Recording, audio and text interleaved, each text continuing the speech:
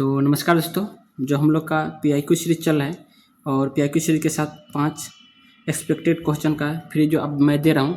तो आज हम लोग का फिजिक्स का है, तो चलिए हम लोग फिजिक्स देखते हैं। और ये क्लास केवल एनटीपीसी के लिए ही लाभदायक नहीं है, क्योंकि मैंने तो पीआईक्यू जो एनटीपीसी के लिए लिया है, वो भी एनटीपीसी का जो पिछले एग्जाम का हुआ है उससे मैंने 63 क्वेश्चन जो दिया है उससे उठाया है। लेकिन ये केवल एनटीपीसी के लिए नहीं बल्कि जितने भी एग्जाम हैं उन सभी के लिए लाभदायक है, क्योंकि मैंने कॉन्सेप्ट में दिया है। जो आप 63 क्वेश्चन दिया है पिछले क्वेश्चन का, इन 63 क्वेश्चन का कॉन्सेप्ट के आधार पर मैंने 5 फ्री क्वेश्चन दिया है। तो ये सभी एग्जामों के लिए बहुत ही इंपॉर्टेंट है, चाहे आप रेलवे के दे रहे हैं, चाहे एसएससी के दे रहे हैं, या बिहार का किसी भी एग्जाम या किसी भी राज्य के एग्जाम दे रहे हैं, वो बहुत ही लाभदायक है। तो चलिए हम लोग शुरू करते हैं। देखिए पहला क्वेश्चन है, पहला कॉन्सेप्ट हमारा आ गया यूनिट और मेजरमेंट से कि प्रकाश वर्ष किसका मात्रक है, तो दूरी का। और आपको अगर ये पढ़ना हो तो मैंने ये पूरा चैप्टर पढ़ा रखा है, तो आप मेरा वीडियो जाकर देख सकते हैं, पूरा मैंने पढ़ा हुआ है यूनिट और मेजरमेंट का। बोले एक प्रकाश में कितने पर सेक में कितने प्रकाश वर्ष होते हैं, तो 3.26, ठीक है। और शक्ति का एसआई मात्रक क्या होता है, तो वाट होता है। और प्रकाश वर्ष कितना होता है ये याद होना चाहिए कि एक प्रकाश वर्ष कितना होता है, तो 4.96 गुने 10 का पावर 15 मीटर होता है, ठीक है। तो ये आप लोग याद रखिएगा। और अगला क्वेश्चन है कि बहुत लंबी दूरियों को मापने के लिए किस विधि का प्रयोग किया जाता है, तो लंबन विधि यानी पैरेलैक्स मेथड को। ल्यूमेन किसका मात्रक है, तो ज्योति फ्लक्स का, ठीक है। ये मैंने सब कुछ करा रखा है, यूनिट और मेजरमेंट में देखेंगे तो मैंने बहुत डिटेल से पढ़ा है, तो आप लोग जरूर जाकर देखें। फिर मैंने वर्क और एनर्जी का भी क्लास करा दिया है, तो वो भी जाकर देख लीजिएगा कि जब बल और विस्थापन की दिशा समान हो तो किया गया कार्य कैसे होता है, तो वो धनात्मक होता है। गतिज ऊर्जा का सूत्र क्या होता है, तो 1/2 mv²। 1/2 mv² आपको पता होना चाहिए। गिरते हुए नारियल या बहते हुए पानी में कौन सी ऊर्जा होती है, तो गतिज ऊर्जा होती है। खींचे हुए धनुष या घड़ी की चाबी में कौन सी ऊर्जा संचित होती है, तो होता है स्थितिज ऊर्जा यानी पोटेंशियल एनर्जी। बोले ऊर्जा संरक्षण के नियम के अनुसार ऊर्जा को न तो बनाया जा सकता है, न ही उसे नष्ट किया जा सकता है, ठीक है। फिर हम लोग का देखेंगे ग्रेविटेशन से, गुरुत्वाकर्षण से, कि पृथ्वी के केंद्र पर जी यानी गुरुत्वीय त्वरण का मान कितना होता है, तो वो 0 होता है। पृथ्वी के केंद्र पर 0 होता है, जबकि इस तरह से बोले तो मान कितना आता है, 9.8, ठीक है, मीटर पर सेकेंड स्क्वायर होता है। तो ये होना चाहिए। फिर बोला जी का मान सबसे अधिक कहाँ होता है, तो ध्रुव पर होता है। केंद्र पर 0 और ध्रुव पर सबसे अधिक। जी का जो बड़ा जी है उसका सर्वाधिक गुरुत्वाकर्षण नियतांक बोलते हैं, का मान किससे निर्धारित किया जाता है, तो हेनरी कैवेंडिश से, ठीक है। और पृथ्वी के लिए पलायन वेग का मान कितना है, तो 11.2 किलोमीटर पर सेकेंड है।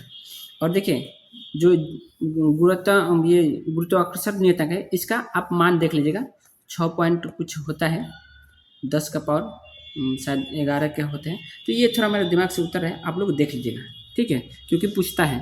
तो आप लोग देख के कमेंट कीजिएगा, ताकि आप लोग जब कमेंट करेंगे, देखिए कमेंट करने से क्या फायदा होता है कि कोई भी चीज़ अगर आप कमेंट करते हैं तो वो चीज़ आपको हमेशा के लिए याद हो जाता है। तो इसलिए आप कमेंट कीजिएगा ताकि आपको हमेशा के लिए याद हो जाए, ज़िंदगी भर के लिए।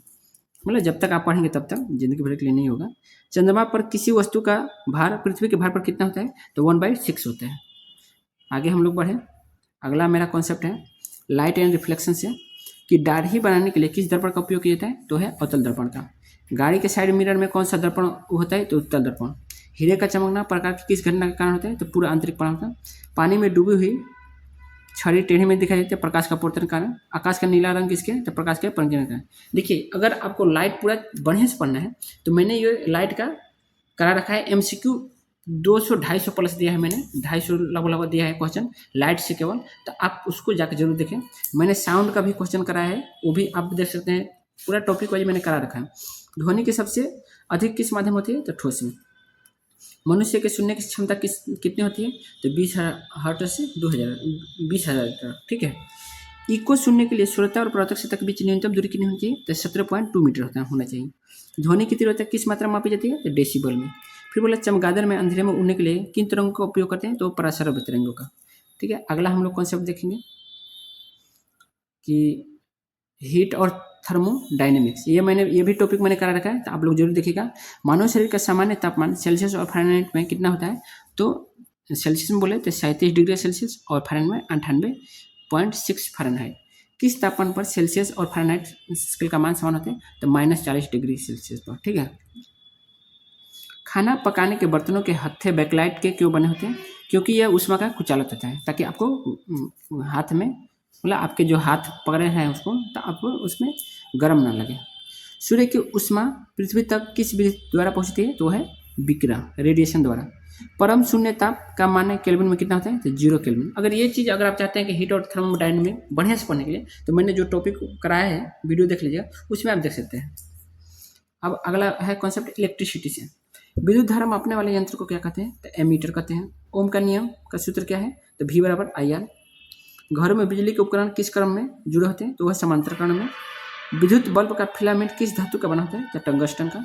फ्यूज तार की विशेषता क्या होती है? तो ये उच्च प्रतिरोध होता है और निम्न गलनांक होता है, ताकि प्रतिरोध उच्च रहेगा तो तुरंत ही गल जाए, तो इसलिए होता है।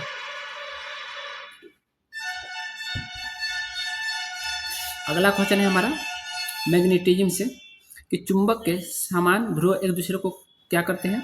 तो प्रतिकर्षित करते हैं। नर्म लोहे का उपयोग क्या बनाने में होता है? तो विद्युत चुंबक। ठीक है। पृथ्वी के चुंबकीय ध्रुव पर नमन कोण कितना होता है? तो 90 डिग्री होता है। अस्थायी चुंबक किससे के बनाए जाते हैं? तो है इस्पात के। ठीक है। और चुंबकीय फ्लक्स का मात्रक क्या है? तो है वेबर। ये सब याद रखिए। मैंने इसका भी क्वेश्चन करा रखा है, वेबर, टेस्ला, ये जो भी होता है, हेनरी, ये सब मैंने कराया रखा है, तो आप लोग जरूर देखिएगा। फिर न्यूक्लियर फिजिक्स से हम देखेंगे, तो परमाणु बम किस सिद्धांत पर कार्य करता है? तो नाभिकीय विखंडन। सूर्य की ऊर्जा का स्रोत क्या है? तो नाभिकीय संलयन, जो हाइड्रोजन बम बनता है। नाभिकीय रिएक्टर में मंदन के रूप में किसका उपयोग होता है? तो भारी जल या ग्रेफाइट का। रेडियोधर्मिता की खोज किसने की थी? तो हेनरी बेक्वेरेल ने। कैंसर के उपचार में किस रेडियोधर्म समस्थान का उपयोग करते हैं? तो कोबाल्ट 60। देखिए, मैंने कॉन्सेप्ट में जो भी 5 क्वेश्चन दिया है ना भाई, ये क्वेश्चन वो क्वेश्चन होते हैं ना कि जो अक्सर आपके एग्जाम में आते रहते हैं। तो अगर ये क्लास अगर आप मिस कर रहे हैं, तो समझिए आप अपने पेपर्स के बहुत सारे जो साइंस के क्वेश्चन हैं उनको मिस कर रहे हैं।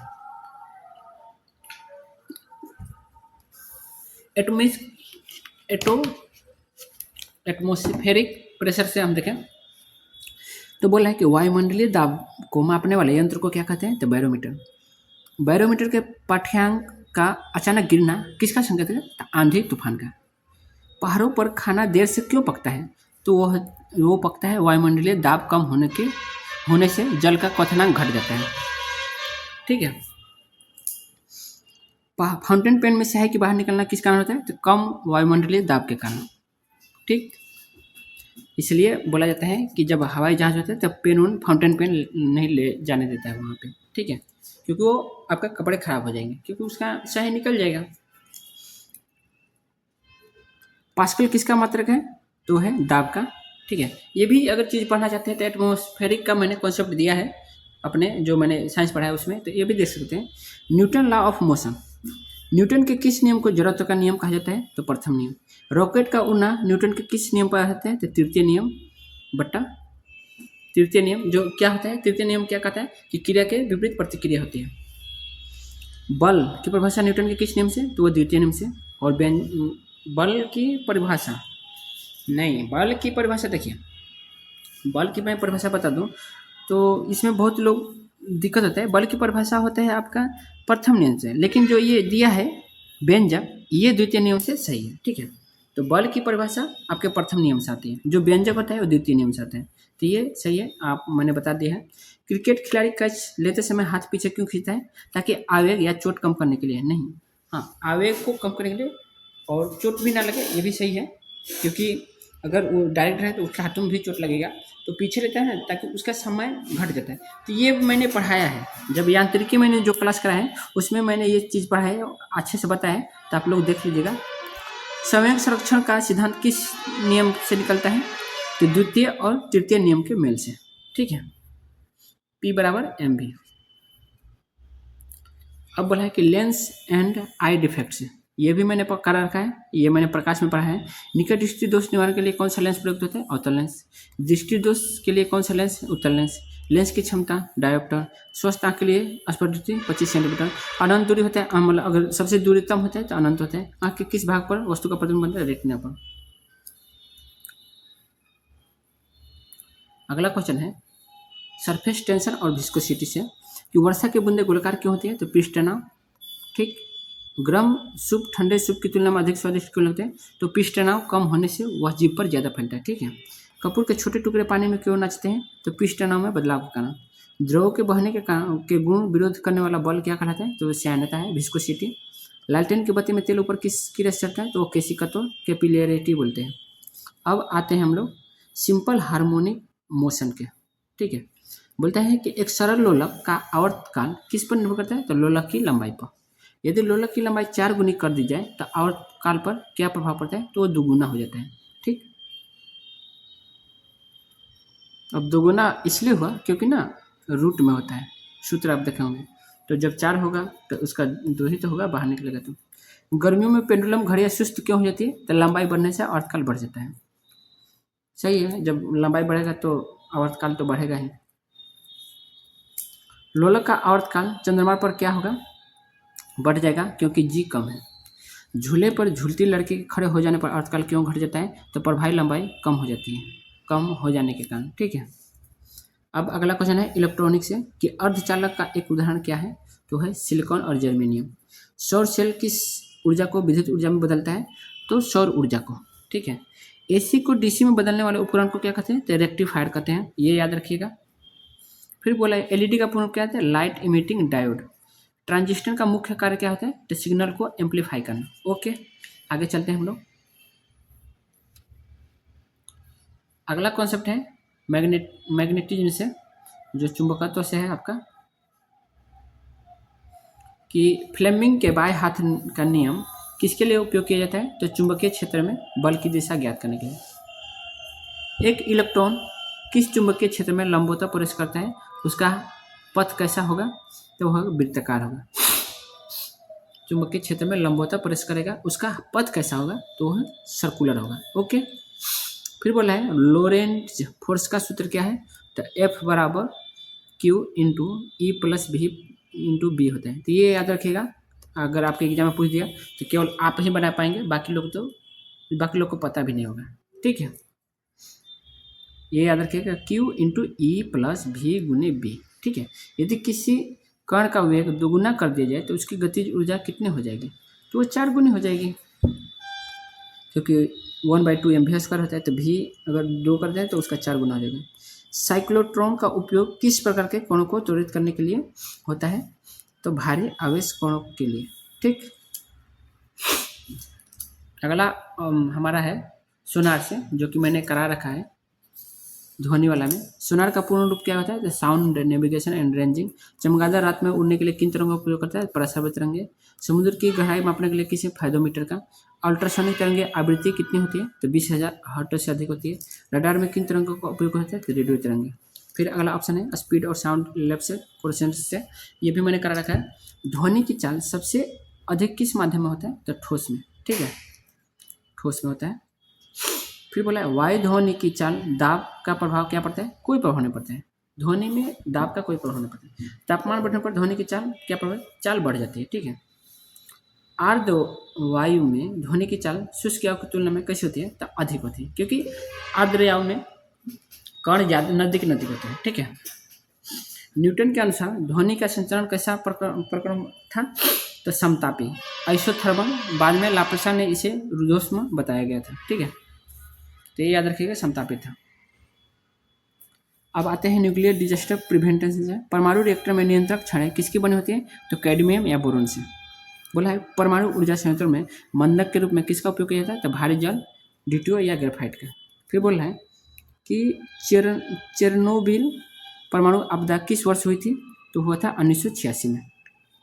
फिर बोला है परमाणु रिएक्टर में शीतलक के रूप में प्रयोग किया जाने वाला होता है, तो तरल सोडियम या जल। फिर बोल रहा है कि सूर्य में ऊर्जा उत्पन्न होने की प्रक्रिया क्या कहलाती है, तो नाभिकीय संलयन। सुपरसोनिक स्पीड के हम देखेंगे, बोला है मैक नंबर का उपयोग किसकी गति मापने के लिए होता है, तो विमान या लड़ाकू विमानों की। यदि मैक संख्या 1 से कम है तो गति क्या कहलाती है, तो सबसोनिक कहलाएगी। सोनिक बूम कब उत्पन्न होता है, जब कोई वस्तु ध्वनि की गति से तेज चलती है। हाइपरसोनिक गति के लिए मैक संख्या कितनी होनी चाहिए, तो 5 से अधिक होनी चाहिए। ध्वनि की तीव्रता मापने की इकाई, तो सबको पता है डेसिबल है। अब हम लोग बात करते हैं रिन्यूएबल एनर्जी टाइप्स की, ठीक है। तो ज्वारीय ऊर्जा का मुख्य कारण क्या है? चंद्रमा का गुरुत्वाकर्षण खिंचाव। भारत में ओखा गुजरात के किस उत्पादन के लिए प्रसिद्ध है? तो ज्वारीय ऊर्जा। पवन ऊर्जा के उत्पादन में कौन सा देश शीर्ष है? तो चीन है। सोलर सेल किस सिद्धांत पर कार्य करता है? तो प्रकाश विद्युत प्रभाव पर, फोटोइलेक्ट्रिक इफेक्ट। सौर सेल बनाने में मुख्य रूप से किस अर्धचालक का उपयोग होता है? तो सिलिकॉन का। लॉन्गिट्यूडिनल वेव्स क्या है?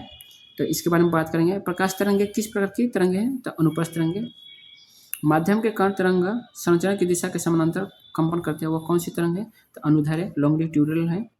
भूकंप के दौरान कौन सी तरंगे सबसे पहले रिकॉर्ड की जाती है? तो है पी तरंगे, प्राइमरी तरंगे। और आपको पता है कि PSL तरंगे होती हैं। पानी की सतह पर उत्पन्न लहरें किस प्रकार की होती हैं? तो अनुप्रस्थ। किस प्रकार की तरंगों के संचरण के लिए माध्यम का होना अनिवार्य है? तो है यांत्रिक तरंगे या ध्वनि तरंगे भी। ठीक है, अब आगे हम लोग देखें तो अगला हमारा है रिजिलेशन आइस।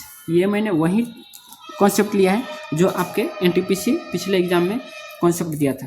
बोला है दाब बढ़ाने पर बर्फ के गलनांक पर क्या प्रभाव पड़ता है? तो गलनांक घट जाता है। दो बर्फ के टुकड़ों के दबाव पर आपस में क्यों जुड़ते हैं? तो वो रिजिलेशन के कारण। पानी का घनत्व सबसे अधिक किस तापमान पर होता है? तो 4 डिग्री सेल्सियस पर। ठंडे देशों में सर्दियों में झील की सतह जमने के बावजूद भी मछलियाँ जीवित कैसे रहती है? तो सतह के नीचे पानी 4 डिग्री से ऊपर रहता है। ठीक है, पानी के जमने पर उसके आयतन पर क्या प्रभाव पड़ता है? तो आयतन बढ़ता है। जब पानी जमेगा तो आयतन बढ़ेगा, पर घनत्व घटता है। इम्पल्स या मोमेंटम देखेंगे तो आवेग का SI मात्रा क्या है? तो न्यूटन सेकेंड है। संवेग में परिवर्तन की दर किसके बराबर होती है? तो लगाए गए बल के। संवेग का विमीय सूत्र क्या है? तो MLT-1। क्रिकेट खिलाड़ी कैच लपकते समय अपने हाथ पीछे क्यों खींचता है? तो संपर्क समय बढ़ाकर चोट कम करने के लिए। देखिए ये सही है। रॉकेट किस सिद्धांत पर कार्य करता है? तो स्वयं संरक्षण के नियम पर। अगला है एम्पियर और इलेक्ट्रोडायनेमिक्स से। विद्युत धारा का मापने का यंत्र क्या है? एम्पियर है। एक आदर्श एमीटर का प्रतिरोध कितना होना चाहिए? तो 0 होना चाहिए। एमीटर को परिपथ में किस क्रम में जोड़ा जाता है? तो श्रेणी क्रम में होता है। धारा का चुंबकीय प्रभाव सबसे पहले किसने देखा था? तो ओरस्टेड ने देखा था। विद्युत धारा के SI मात्रक एम्पियर किसकी दर को दर्शाती है? तो वह आवेश प्रवाह की दर को दर्शाती है और उसका सूत्र होता है Q/T। ठीक, ये याद रखिएगा। अगला क्वेश्चन देखिए हम मैकेनिकल एनर्जी से। तो यांत्रिक ऊर्जा किन दो ऊर्जाओं का योग है? तो है गतिज ऊर्जा और स्थितिज ऊर्जा। बांध में रुके हुए पानी में कौन सी ऊर्जा होती है? तो स्थितिज ऊर्जा। चलती हुई गाड़ी में कौन सी ऊर्जा यांत्रिक ऊर्जा? तो चलती हुई गाड़ी में यांत्रिक ऊर्जा होती है। तो जो यांत्रिक ऊर्जा में गतिज ऊर्जा और इससे दोनों आती है। ऊर्जा संरक्षण का नियम क्या है कहलाता है? तो ऊर्जा को न बनाया जा सकता है, न है नष्ट किया जा सकता है, और केवल उसे एक रूप से दूसरे रूप में बदला जा सकता है। ठीक है, एक हॉर्स पावर कितने वाट का है? तो 746 वाट, ये सबको पता है। अब हमारा आता है इको से। इको और टेम्परेचर ये भी मैंने करा रखा है। तो इको और टेम्परेचर से देखें तो स्पष्ट प्रतिध्वनि सुनने के लिए परावर्तक सतह के स्रोत के बीच न्यूनतम दूरी तो 17.2 मीटर। गूंज को कम करने के लिए बड़े हॉल की छतों पर क्या लगाया जाता है? तो ध्वनि अवशोषक पदार्थ, जिसको अकॉस्टिक टाइल्स बोलते हैं। हमारे कान में ध्वनि का प्रभाव कितने समय तक रहता है? 1/10 सेकेंड। और आँखों में 1/16 सेकेंड। ये होना चाहिए। प्रतिध्वनि किस सिद्धांत पर कार्य करता है? तो ध्वनि का परावर्तन। सिनेमा हॉल की दीवारें खुरदरी क्यों बनाई जाती है? गूंज को रोकने के लिए। अब हमारा आता है अगला कॉन्सेप्ट रदरफोर्ड गोल्डफॉयल से। रदरफोर्ड के प्रयोग ने परमाणु के किस भाग की खोज की थी? तो नाभिक की। नाभिक का आकार लगभग कितना होता है? तो 10⁻⁻15 मीटर, या इसको हम 1 फर्मी बोल सकते हैं। रदरफोर्ड के प्रयोग में किन कणों की बौछार की गई थी? तो अल्फा कणों की, अल्फा पार्टिकल्स बोल सकते हैं। परमाणु का अधिकांश भाग खाली होता है, यह किसने बताया था? तो अर्नेस्ट रदरफोर्ड ने बताया था। सोने की पन्नी का ही उपयोग क्यों किया गया? क्योंकि सोना सबसे अधिक आघातवर्धनीय धातु है, इसलिए। ठीक है, अब हमारा आता है रिफ्रैक्टिव इंडेक्स से कि हीरे का अपवर्तनांक कितना होना चाहिए? कितना होता है? 2.42। हवा में कांच से प्रवेश करने पर प्रकाश की चाल पर क्या प्रभाव पड़ता है? तो चाल कम हो जाती है, क्योंकि वह विरल से सघन में जा रही है, इसलिए चाल कम हो जा रही है। किसका? प्रकाश का। और वहीं होता है ध्वनि, तो वो बढ़ जाता है। स्नेल का नियम किससे संबंधित है? प्रकाश का अपवर्तन से। तारों का टिमटिमाना किस प्रघटना पर कारण है? तो वायुमंडलीय अपवर्तन से। पानी के अंदर डूबी हुई पेंसिल टेढ़ी क्यों दिखाई देती है? अपवर्तन के कारण। अब हमारा आता है अगला क्वेश्चन फ्रिक्शन से, जिसको घर्षण बोलते हैं। घर्षण बल हमेशा किस वस्तु की गति की दिशा का होता है? तो उसके विपरीत कार्य करता है। घर्षण कम करने के लिए किसका उपयोग किया जाता है? तो स्नेहक या लुब्रिकेंट, जैसे तेल ग्रीस का। कौन सा घर्षण सबसे कम होता है? तो लोटेनिक घर्षण, रोलिंग फ्रिक्शन। और बोलता है मशीनों में बॉल बेयरिंग का उपयोग क्यों किया जाता है? तो सर्पिल घर्षण को लोटेनिक घर्षण में बदलने के लिए। टायर के तलवे में खांचे क्यों बनाए जाते हैं? तो घर्षण बढ़ाने और पकड़ मजबूत करने के लिए। ठीक है, तो अब हमारा है न्यूक्लियर पावर से, जो कि कल्पक्कम वाला पूछा था कि कल्पक्कम कौन सा कहाँ पे है। तो भारत का प्रथम परमाणु ऊर्जा केंद्र कौन सा है? तो तारापुर महाराष्ट्र में है। नरोड़ा परमाणु ऊर्जा संयंत्र किस राज्य में है? तो उत्तर प्रदेश में। परमाणु बम किस सिद्धांत पर कार्य करता है? तो अनियंत्रित नाभिकीय विखंडन। भारत के परमाणु कार्यक्रम के जनक कौन है? तो डॉक्टर होमी जी जहांगीर भाभा।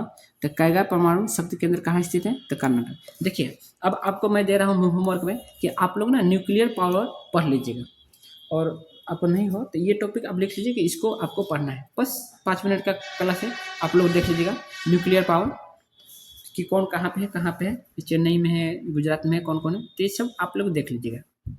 ठीक है, आगे चलते हैं कि बोस आइंस्टाइन कंडीशन के बारे में, कि पदार्थ की पांचवी अवस्था किसे कहा जाता है? तो बोस आइंस्टाइन कंडीशन को। सत्येंद्रनाथ बोस का संबंध किस मौलिक कण से है? तो बोसोन से। पदार्थ की चौथी अवस्था क्या कहलाती है? तो प्लाज्मा है। सूर्य और तारों की चमक का कारण पदार्थ की कौन सी अवस्था है? तो प्लाज्मा है। बोस आइंस्टाइन कंडीशन पदार्थ किस स्थिति में प्राप्त होता है? तो अत्यंत कम घनत्व और बहुत कम तापमान, यानी वो बहुत ठंडा होता है, और जबकि प्लाज्मा गर्म होता है। अब हमारा करें हेलिकल पाथ यानी मैग्नेटिज्म से, जब एक आवेशित कण चुंबकीय क्षण की दिशा में 0 डिग्री सेल्सियस पर गति करता है तो उसका पथ कैसा होगा? तो वो सरल रेखीय होता है। ठीक, बोला चुंबकीय क्षेत्र की तीव्रता का ऐसा मात्रा क्या है? तो टेस्ला है। फिर बोला है कि चुंबकीय फ्लक्स का मात्रा क्या है? तो वह वेबर है। पृथ्वी के चुंबकीय ध्रुव पर नमन कोण कितना होना चाहिए? तो 90 डिग्री। मुक्त रूप से लटकी हुई चुंबकीय सुई किस दिशा में रुकती है? तो उत्तर से दक्षिण दिशा में। ठीक है, आप लोग देख सकते हैं। अगला हम देखते हैं रेडियो एक्टिविटी क्यूरी से। बोला है रेडियो धर्मिता की खोज किसने की थी? तो हेनरी बेकरेल ने। ये मैडम क्यूरी की बात कर रहे हैं। ठीक है, रेडियो धर्मिता का एसआई मात्रा क्या है? तो बेकरेल। कृत्रिम रेडियो धर्मिता की खोज किसने की? तो आयरन क्यूरी और जूलियट ने। रेडियम और पोलोनियम की खोज किसने की? तो मैडम क्यूरी ने। रेडियो धर्मी उत्सर्जन के दौरान कौन सी किरणें उदासीन होती है? तो वह है गामा किरण। बोला है अगला कॉन्सेप्ट थर्मोडायनेमिक्स है, कि ऊष्मागतिकी का शून्यवां नियम क्या प्रभावित करता है? तो तापमान की अवधारणा। ठीक है, ऊष्मागतिकी का प्रथम नियम किस पर आधारित है? तो ऊर्जा संरक्षण के नियम पर। एंट्रोपी की अवधारणा ऊष्मागतिकी किस नियम पर? तो द्वितीय नियम पर। ऊष्मा का सबसे अच्छा सुचालक कौन सा है? तो चांदी है। खाना पकाने के बर्तनों के हत्थे लकड़ी प्लास्टिक क्यों बनाए जाते हैं? तो ऊष्मा का कुचालन होने के कारण। ठीक है, अब हम लोग अगला कॉन्सेप्ट देखेंगे, इंफ्रासोनिक माइक्रोफोन्स। ठीक है, बोला है कि 20 हर्ट्ज से कम आवृत्ति वाले तरंगों को क्या कहते हैं? तो अपश्रव्य। व्हेल और हाथी एक दूसरे से बात करने के लिए किन तरंगों का उपयोग करते हैं? अपश्रव्य तरंगे। गेंडे कितनी आवृत्ति तक के अपश्रव्य तरंगे सुन सकते हैं? तो 5 हर्ट्ज तक। माइक्रोफोन ऊर्जा को किस रूप में बदलता है? तो ध्वनि ऊर्जा को विद्युत ऊर्जा में। लाउड स्पीकर का कार्य क्या है? तो विद्युत ऊर्जा को ध्वनि ऊर्जा में। अगला है क्वांटम मैकेनिज्म से, हेंसेनबर्ग ने वाला। अनिश्चितता का सिद्धांत किसने दिया था? तो वर्नर हाइजेनबर्ग ने। अनिश्चितता। प्रकाश की द्वैत प्रकृति के बारे में किसने बताया? तो डी ब्रोगली ने। फोटोन किसका क्वांटम है? तो प्रकाश ऊर्जा का। प्रकाश विद्युत प्रभाव की व्याख्या के लिए कौन किसे नोबेल पुरस्कार मिला? तो अल्बर्ट आइंस्टीन को मिला था। आधुनिक भौतिकी के जनक किसे माना जाता है? Albert Einstein. अब हम लोग आगे चलते हैं। हमारा अगला क्वेश्चन है कि नेबुलर हाइपोथेसिस एस्ट्रोनॉमी, ब्रह्मांड के अध्ययन को क्या कहते हैं? तो कॉस्मोलॉजी। बिग बैंग थ्योरी किसने दी? George Lemaître. हमारी आकाशगंगा का नाम क्या है? तो मंदाकिनी दुग्ध मेखला। सूर्य के सबसे निकटतम तारा कौन सा है? तो प्रोक्सिमा सेंचुरी। ब्लैक होल का सिद्धांत किसने दिया था? तो अब हम लोग ऑप्टिकल डेंसिटी टर्पेंटाइन वाला देखेंगे कॉन्सेप्ट, कि अपवर्तनांक की कोई इकाई क्यों नहीं होती है? क्योंकि यह दो समान राशियों का अनुपात होता है, इसलिए। हीरे की चमक का मुख्य कारण क्या है? तो पूरा आंतरिक परावर्तन है। जल का अपवर्तनांक कितना होता है? तो 1.33। निरपेक्ष अपवर्तनांक हमेशा किससे अधिक होता है? तो वह 1 से अधिक होता है। किस रंग के प्रकाश के लिए कांच का अपवर्तनांक सबसे अधिक होता है? तो है बैंगनी के लिए। फिर हम लोग आता है हाइजेंस प्रिंसिपल वेव्स ऑप्टिक्स के लिए। ठीक है, बोला है प्रकाश के तरंग सिद्धांत का प्रतिपादन किसने किया था? तो हाइजेंस ने। फिर बोला प्रकाश के कणिक का सिद्धांत का को किसने दिया था? तो न्यूटन ने दिया था। प्रकाश के व्यतिकरण की खोज किसने की थी? थॉमस यंग ने। प्रकाश के विवर्तन की खोज किसने की थी? तो ग्रेमाल्डी ने। कौन सी परिघटना सिद्ध करती है कि प्रकाश एक अनुपस्थ रंग है? तो वह ध्रुवण। ठीक है, अगला हम देखें टॉपिक जो कॉन्सेप्ट है हमारा, कैनोट इंजन थर्मोडायनेमिक्स है। एक आदर्श ऊष्मा इंजन की दक्षता 100% क्यों नहीं हो सकती? तो है द्वितीय नियम के कारण कुछ ऊष्मा हमेशा सिंक में जाती है। ठीक है, फिर बोल रहा है कि रेफ्रिजरेटर किस सिद्धांत पर कार्य करता है? तो ऊष्मा गतिकी के विपरीत प्रक्रम पर। भाप इंजन का आविष्कार किसने किया था? तो जेम्स वाट ने। इंजन की शक्ति में किस में पाई जाती है? तो हॉर्स पावर में। बोला है डीजल इंजन का आविष्कार किसने किया था? तो रुडोल्फ डीजल ने। ठीक, अगला हम देखेंगे कॉन्सेप्ट डायमेंशन फिजिक्स क्वांटिटी से। तो बल का विमेय सूत्र क्या होता है? तो mL/T-2। दाब का और प्रतिबल की विमाएँ कैसी होती है? तो समान होती है, mL-1T-2। ठीक है, तो ये आप लोग याद रखिए। कार्य का ऊर्जा विमेय सूत्र क्या है? तो m² ये सब क्वेश्चन आपको मैं बता दूं, ये सब क्वेश्चन ग्रुप डी और सीडीएस के एग्जाम में बहुत पूछा जाता है। गुरुत्वाकर्षण नियंत्रक का विमेय सूत्र क्या होता है? तो m⁻⁻1 l⁻3 t⁻²। पिष्ट नाव का विमेय सूत्र क्या होता है? तो m⁻²। अब देखेंगे कॉन्सेप्ट हमारा फ्रीक्वेंसी से कि आवृत्ति का ऐसा मतलब क्या है? तो हर्ट्ज है। मनुष्य की सुनने की क्षमता कितनी है? तो 20 हर्ट्ज से 20,000 हर्ट्ज तक। आवर्तकाल और आवृत्ति में क्या संबंध है? तो t बराबर 1/f होता है। सरल लोलक का आवर्तकाल किस पर निर्भर करता है? तो लोलक की लंबाई पर। सेकेंड लोलक का आवर्तकाल कितना होता है? तो 2 सेकेंड। अब अगला हमारा कॉन्सेप्ट होगा देखेंगे, तो वो है हमारा कैरेट और मास यूनिट पर। सोने के शुद्ध मापने की क्या है? तो कैरेट है। 24 कैरेट सोना कितने प्रतिशत शुद्ध सोना होता है? तो 100%। 18 कैरेट सोने में शुद्ध सोने की प्रतिशत कितनी होती है? तो 75%। द्रव्यमान परमाणु द्रव्यमान इकाई का मान कितना होता है? तो 1.66 गुने 10⁻⁻27 kg होता है। ठीक है, प्रकाश वर्ष किसका मात्रक है? दूरी का। फिर हम अगला क्वेश्चन देखें तो स्पेसिफिक हीट के बारे में बात करते हैं। तो हम देखेंगे इसका कि किस पदार्थ की विशिष्ट ऊष्मा सबसे अधिक होती है? तो वह जल का होता है। जल का उपयोग इंजनों को ठंडा करने के लिए क्यों किया जाता है? तो इसकी उच्च विशिष्ट ऊष्मा के कारण। गुप्त ऊष्मा का मात्रा क्या है? तो जूल पर किलोग्राम होता है। उबलते पानी की तुलना में भाप से हाथ अधिक क्यों जलता है? तो भाप की गुप्त ऊष्मा अधिक होने के कारण। तांबे का उपयोग बिजली के तार बनाने में क्यों होता है? तो इसकी कम प्रतिरोधकता और उच्च चालकता के कारण। ठीक, अगला कॉन्सेप्ट हम देखें यूनिट बेस्ड क्वांटिटी से कि बोला है कि एसआई प्रणाली में पूरक मात्रक कौन है? तो रेडियन और स्टेरेडियन है। रेडियन 2D के लिए होता है और स्टेरेडियन 3D के लिए होता है। ठीक है, बोला ज्योति तीव्रता का एसआई मात्रा क्या है? तो कैंडेला है। पदार्थ की मात्रा तो मोल है। बुध की विद्युत धारिता तो फैराडे है। फिर बोला है कि प्रेरकत्व का एसआई मात्रा क्या है? तो हेनरी है। ठीक है, फिर बोला है अनुरण यानी रिवर्बरेशन या साउंड से तो को कम वेरिएशन को कम करने के लिए सिनेमा हॉलों की सीटों में किस प्रकार के पदार्थ का उपयोग होता है? तो ध्वनि अवशोषक जैसे फोम या कपड़ा का। बादलों की गर्जना का बार बार सुनाई देना किसका उदाहरण है? तो ध्वनि का बहुल परावर्तन। ठीक है, क्या निर्वात में ध्वनि गमन कर सकती है? तो नहीं। ध्वनि की पिच मुख्य रूप से किस पर निर्भर करती है? तो आवृत्ति पर करती है। डॉपलर प्रभाव किससे संबंधित है? ध्वनि और प्रकाश स्रोत की सापेक्ष गति से। अगला कॉन्सेप्ट है थर्मोडायनेमिक्स स्टेट फंक्शन से कि निम्नलिखित में से कौन सा एक अवस्था फलन है? तो एंट्रोपी, एंथैल्पी और आंतरिक ऊर्जा। कार्य और उष्मा ऊर्जा किस प्रकार के फलन है? तो पथ फलन के। ठीक, उष्मा गति के कौन सा नियम ऊर्जा के प्रवाह की दिशा को बताता है? तो वह द्वितीय नियम। एक विलगित निकाय की एंट्रोपी हमेशा क्या होती है? तो वो बढ़ती है। क्रोनो यानी कार्नोट साइकिल में कितने प्रक्रम होते हैं? तो 4 और 2 समतापी और 2 रुद्धोष्म होते हैं, यानी उसके विरुद्ध होता है। अब अगला कॉन्सेप्ट है ल्यूमिनस इफिशियंसी यूनिट की वजह से कि ल्यूमन किसका मात्रक है? तो ज्योति फ्लक्स का। प्रतिदीप्ति घनत्व का मात्रक क्या है? तो लक्स है। एक मानक मोमबत्ती कितनी शक्ति उत्सर्जित करती है? तो 1 कैंडेला। प्रकाश की तीव्रता मापने वाले यंत्र को क्या कहते हैं? फोटोमीटर। वाट प्रति स्टेरेडियन किसका मात्रक है? तो विकिरण तीव्रता, यानी इसको रेडियन इंटेंसिटी भी बोल सकते हैं। अब हमारा अगला है विंड डिस्प्लेसमेंट। ठीक है, तारों का रंग क्या दर्शाता है? उनका तापमान। विन के नियम अनुसार तरंगदैर्घ्य और तापमान के बीच क्या संबंध है? तो लेमडा होता है आपके तरंगदैर्घ्य के लिए, लेमडा किसके समानुपाती है? 1/t के।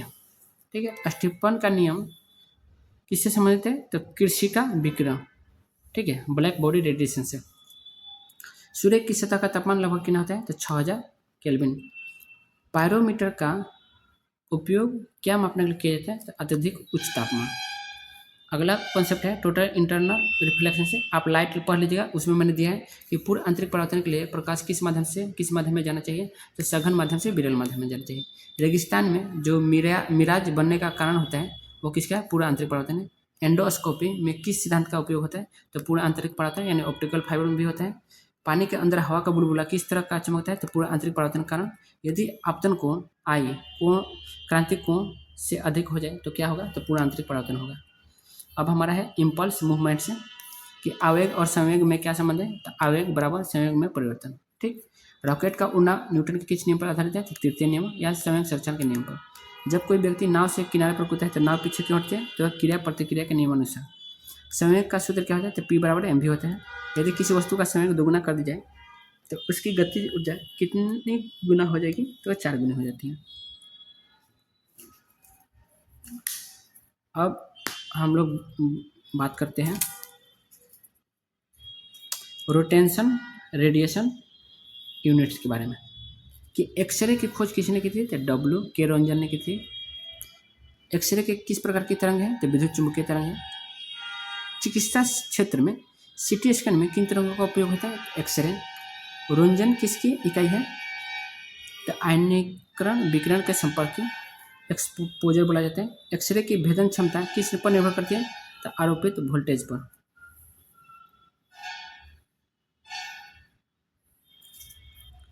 अगला कॉन्सेप्ट है मेरा डायमेंशन और वेलोसिटी से कि त्वरण का विमीय सूत्र क्या होता है? तो m0l1t-2। कोणीय वेग का विमा है तो t-1 होता है। आवृत्ति का और कोणीय वेग की विमाएँ कैसी होती है? तो समान होती है। विकृति का विमीय सूत्र क्या होता है? तो विमाहीन राशि होता है। फिर बोला प्लांक नियतांक का विमीय सूत्र किसके समान होता है? तो यह होता है कोणीय संवेग के, एंगुलर मोमेंटम के। ठीक है। अगला हमारा कॉन्सेप्ट है सिग्निफिकेंट फिगर से कि 0.0050 में कितने सार्थक अंक हैं? तो वो मात्र 2 है। कौन कौन? 5 और 0। ठीक। लास्ट में 500.0 में कितने सार्थक है?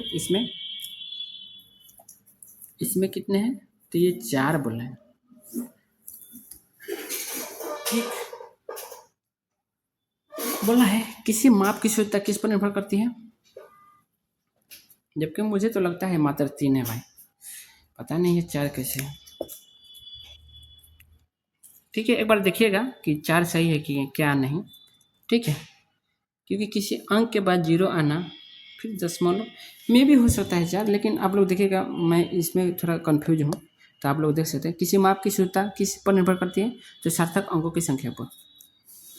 वैज्ञानिक अंकन में 6.022 गुने 10 का पावर 23 में कितने सार्थक अंक है? तो आंसर है 4। ठीक। दो मापों को जोड़ते समय परिणाम में दशमलव के बाद कितने अंक होने चाहिए? तो सबसे कम दशमलव स्थान वाले माप के बराबर। सबसे कम दशमलव स्थान वाले माप के बराबर।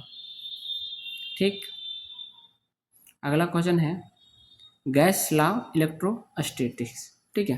बोला है गॉस का नियम किससे बीच संबंध बताता है? तो कुल विद्युत फ्लक्स और परिबद्ध आवेश के। एक बंद पृष्ठ के अंदर रखे विद्युत द्विध्रुव डायपोल के कारण कुल फ्लक्स कितना होना चाहिए? तो वो 0 होता है। विद्युत क्षेत्र की तीव्रता का मात्रा क्या है? तो न्यूटन पर कूलम या वोल्ट पर मीटर। संधारित्र कैपेसिटर में ऊर्जा कहाँ संचित होता है? तो विद्युत क्षेत्र में। कूलम का नियम किनके बीच के बल को बताता है? तो 2 स्थिर बिंदु आवेशों के बीच के। अगला है नेबुलर हाइपोथेसिस, जो सौरमंडल का सबसे बड़ा ग्रह कौन सा है? तो बृहस्पति है। लाल ग्रह किसे कहते हैं? मंगल को। सौरमंडल का सबसे गर्म शुक्र को। ग्रहों की गति का नियम जो केपलर ने। पृथ्वी की जुड़ा बहन शुक्र है। तो ये सब आप देख लेंगे सोलर सिस्टम से, जो कि हमारे ये भूगोल से क्वेश्चन था, लेकिन ये साइंस में भी आ जाता है। हमारा है डेसिबल साउंड इंटेंसिटी का। सामान्य बातचीत की ध्वनि तीव्रता कितनी होनी चाहिए? तो 30 से 40 डेसिबल। ध्वनि प्रदूषण किस स्तर के ऊपर माना जाता है? तो 80 डेसिबल के ऊपर। जेट विमान को उड़ान भरते समय ध्वनि की तीव्रता लगभग कितनी होनी चाहिए? तो 140 से 150 डेसिबल के। बल और डेसिबल में क्या संबंध है? तो एक बेल बराबर क्या होता है? 10 डेसिबल। ध्वनि की तीव्रता मापने के लिए किसका उपयोग किया जाता है? तो ऑडियोमीटर का। बोला है एक्सरेशन या प्लैनेट फॉर्मेशन के। तो पृथ्वी की आयु का निर्धारण किस विधि द्वारा होता है? तो यूरेनियम डेटिंग के। जियोस्मो की आयु किससे होती है? तो कार्बन 14 डेटिंग के। चंद्रमा पृथ्वी का एकमात्र क्या है? तो प्राकृतिक उपग्रह है। सौरमंडल का सबसे छोटा ग्रह कौन सा है? तो बुध है। शनि के वलय किसके बने होते हैं? तो बर्फ और धूल के कणों से। अब अगला क्वेश्चन है कि तरंग की चाल, आवृत्ति और तरंगदैर्घ्य में क्या संबंध है? तो है आपका जो v बराबर होता है f गुने लैम्डा होता है। ठीक है, ये याद रखिएगा। यदि किसी तरंग की आवृत्ति दोगुनी कर दी जाए तो इसका अर्थकाल पर क्या प्रभाव पड़ेगा? तो आपका आंसर हो जाएगा आधा हो जाएगा। ठीक, बोला है कि निर्वात में प्रकाश की चाल कितनी होती है? तो निर्वात में प्रकाश की चाल सबको पता है, तो ये बताने की जरूरत नहीं है। अनुप्रस्थ तरंगों में दो श्रृंगों के बीच की दूरी क्या कहलाती है? तो तरंगदैर्घ्य कहलाती है। माध्यम का घनत्व बढ़ने पर ध्वनि की चाल पर क्या प्रभाव पड़ता है? तो बढ़ जाती है। ठीक, अगला हम कॉन्सेप्ट देखें स्पीड ऑफ लाइट से। तो निर्वात में प्रकाश की चाल गणना सबसे पहले किसने की थी? तो रोमन ने की थी। प्रकाश को सूर्य से पृथ्वी तक पहुंचने में कितना कितना? तो 8 मिनट 20 सेकंड होता है। मध्यम का अपवर्तनांक बढ़ने पर प्रकाश की चाल पर क्या प्रभाव पड़ता है? तो चाल घट जाती है। प्रकाश की चाल और माध्यम के अपवर्तनांक में क्या संबंध है? तो v बराबर c/n होता है। क्या प्रकाश का गमन करने के लिए किसी माध्यम की आवश्यकता होती है? तो नहीं, यह निर्वात में भी चल सकता है। यहाँ पे c प्रकाश का वेग होता है और n आपका अपवर्तनांक होता है।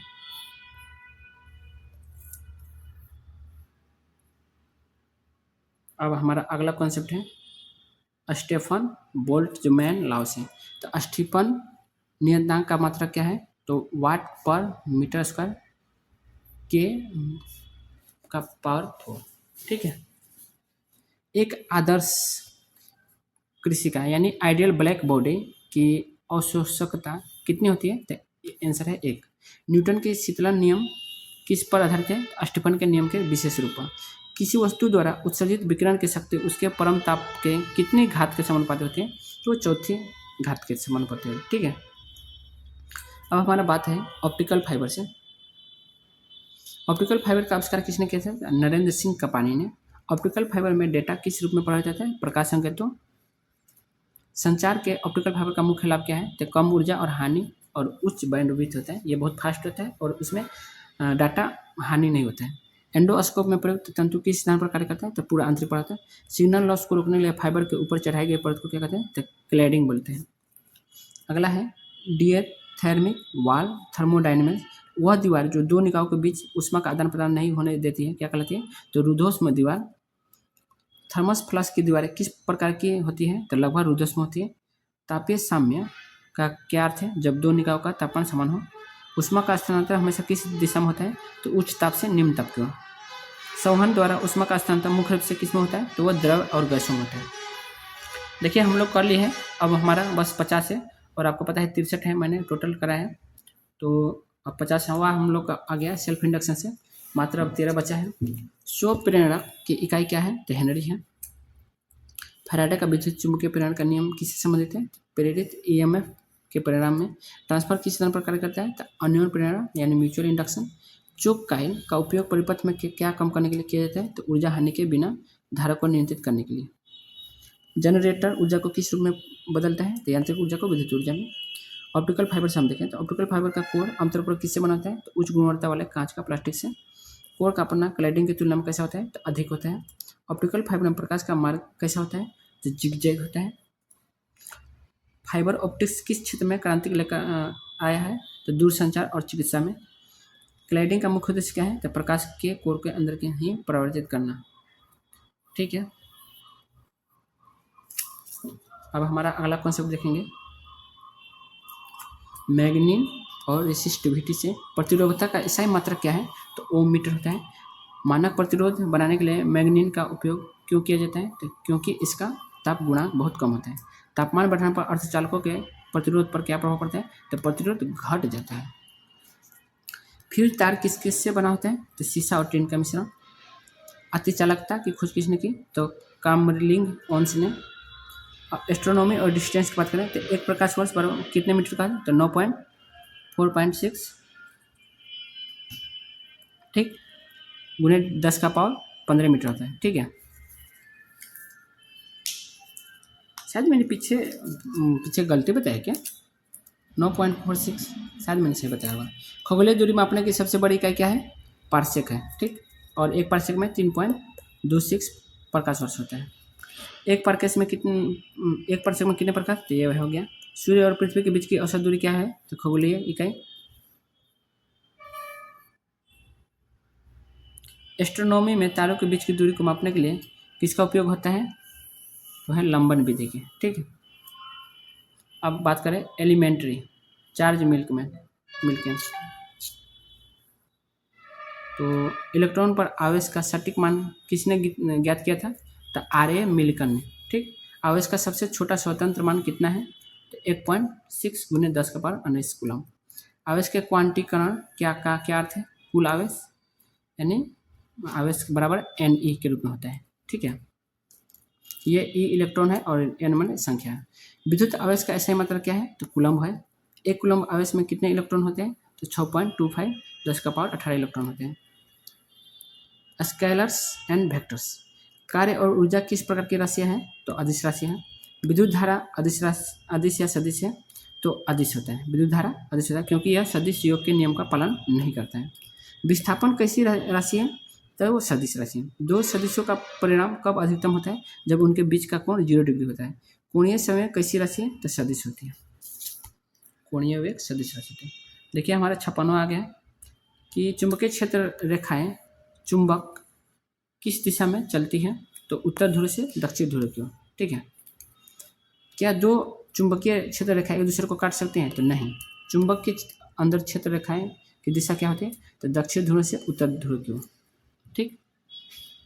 अंदर बोले तो दक्षिण से उत्तर और बाहर तो उत्तर से दक्षिण। क्षेत्र रेखाओं की सघनता क्या दर्शाता है? चुंबक क्षेत्र की प्रबलता को। पृथ्वी की चुंबकीय उत्तरी ध्रुव भौगोलिक रूप से किस दिशा में है? तो दक्षिण दिशा की ओर, ठीक है। अगला है लेंज लॉ से कि लेंज का नियम किस मौलिक नियम पर आधारित है? तो ऊर्जा संरक्षण के नियम। प्रेरित धारा की दिशा ज्ञात करने के लिए किस नियम का उपयोग किया जाता है? तो लेंज का नियम या फ्लेमिंग का दाएं हाथ नियम का, ठीक है। एड़ी धाराएं क्या है? तो धातु के ब्लॉक में प्रेरित चक्रीय धाराएं। ट्रांसफार्मर के कोर को लेमिनेट क्यों किया जाता है? तो एड़ी धाराओं के कारण होने वाली ऊर्जा हानि को कम करने के लिए। इंडक्शन कुकर किस सिद्धांत पर कार्य करता है? तो चुंबकीय प्रेरण और एड़ी धाराओं पर, ठीक है। अब अगला है न्यूटन्स थर्ड लॉ। प्रत्येक क्रिया के बराबर विपरीत प्रतिक्रिया होती है। ये न्यूटन का कौन सा नियम है? तो तृतीय नियम। क्रिया और प्रतिक्रिया बल हमेशा भिन्न वस्तु पर कार्य करते हैं। तैराकी में न्यूटन का कौन सा नियम लागू होता है? तो तृतीय नियम पर। बंदूक से गोली चलाने पर पीछे की ओर धक्का लगना किस उदाहरण है? तो संवेग संरक्षण या तृतीय नियम। लिफ्ट में चढ़ते समय व्यक्ति अपना भार बहुत बढ़ा हुआ कम महसूस करता है जब लिफ्ट ऊपर की ओर तोड़ देते हैं, और नीचे जब जाएगा तो घटा हुआ महसूस करेगा। अगला क्वेश्चन है पॉली न्यूट्रिनो से कि न्यूट्रिनो कण की विशेषता क्या है? तो द्रव्यमान रहित और आवेश रहित होता है। पाउली का अपवर्जन नियम किससे संबंधित है? इलेक्ट्रॉनों के क्वांटम नंबर से। बीटा क्षय में कौन सा बल कार्य करता है? तो क्षणीय नाभिकीय बल, वीक न्यूक्लियर फोर्स। सूर्य के अंदर ऊर्जा उत्पादन के दौरान कौन से कण प्रचुर मात्रा में निकलते हैं? तो न्यूट्रिनो। पॉजिट्रॉन किसका प्रतिकरण है? तो इलेक्ट्रॉन का। फ्रिक्शन रिलेटिव मोशन, घर्षण का गुणांक किस पर निर्भर करता है? तो सतहों की प्रकृति पर। क्या घर्षण बल सतह के क्षेत्रफल पर निर्भर करता है? तो आंसर है नहीं। स्थैतिक घर्षण का अधिकतम मान क्या कहलाता है? तो सीमांत घर्षण, लिमिटिंग फ्रिक्शन। ब्रेक लगाने पर गाड़ी का रुकना किस घर्षण के कारण होता है? तो गतिक घर्षण। घर्षण से ऊर्जा का क्षय किस रूप में होता है? तो ऊष्मा ऊर्जा के रूप में। अब हमारा अगला है क्रिटिकल एंगल ओनली। अब 61 62 63 यानी 3 ही बचा है। क्रिटिकल एंगल डायमंड से क्रांतिक कोण और अपवर्तनांक के बीच क्या संबंध है? तो sin c बराबर 1/n होता है, ठीक। कांच के लिए क्रांतिक कोण का मान लगभग कितना होता है? तो 42 डिग्री सेल्सियस होता है। हीरे की तराश गई इस प्रकार क्यों की जाती है कि प्रकाश अंदर फंस जाए, तो पूरे आंतरिक परावर्तन की संख्या बढ़ाने के लिए। ऑप्टिकल डेंसिटी बढ़ने पर क्रांतिक कोण पर क्या प्रभाव पड़ता है, तो क्रांतिक कोण घट जाता है। पानी के लिए क्रांतिक कोण का मान कितना होना चाहिए, तो लगभग 48.6 होना चाहिए। अब अगला हम देखें इंटरनल एनर्जी गैस की। तो एक आदर्श गैस की आंतरिक ऊर्जा केवल किस पर निर्भर करती है, तो केवल तापमान पर। ठीक है। ऊष्मागतिकी के प्रथम नियम के अनुसार दी गई ऊष्मा किन दो कार्यों के व्यय में होती है, तो आंतरिक ऊर्जा में वृद्धि और कार्य करने में। समतापी प्रक्रम में आंतरिक ऊर्जा में कितना परिवर्तन होता है, तो शून्य। गैस के अणुओं की औसत गतिज ऊर्जा किसके समानुपाती होती है, तो परम ताप। परम शून्य ताप पर गैस के अणु की गति कैसी होती है, तो शून्य बटा अणु की गति की रुक जाते हैं। ठीक है, शून्य अणु की गति रुक जाती है, यह होता है। अगला हमारा है सिग्निफिकेंट फिगर की। 2.308 में कितने सार्थक अंक है, तो आपका 4 है। 0.007 में सार्थक अंकों की संख्या कितनी है, तो 1 है। 500 में सार्थक अंक कितने अंक, एक शुद्ध संख्या है, तो वह 1। ठीक है, शुद्ध बोले तो 1 है। 500 में सार्थक अंकों की संख्या कितनी है, तो ये 5 है। तो वहाँ पे जो दिया था 500.0, तो वह 4 सही होगा, क्योंकि यहाँ जब इतना दिया है तो 5 सही है, तो वो भी 4 सही है। ठीक है। गणना के दौरान राउंडिंग ऑफ का नियम क्या है, यदि अगला अंक 5 से अधिक है तो पिछले अंक में 1 जोड़ दिया जाता है। ठीक है, तो ये हमारा रहा केमिस्ट्री का कंप्लीट। अगर आपको सही लगा हो तो लाइक कर लीजिएगा, वरना डिसलाइक कर लीजिएगा, और सही लगे आपको क्लास तो शेयर भी कर दीजिएगा। बाकी सब्सक्राइब तो आप कर लिए होंगे। तो चलिए।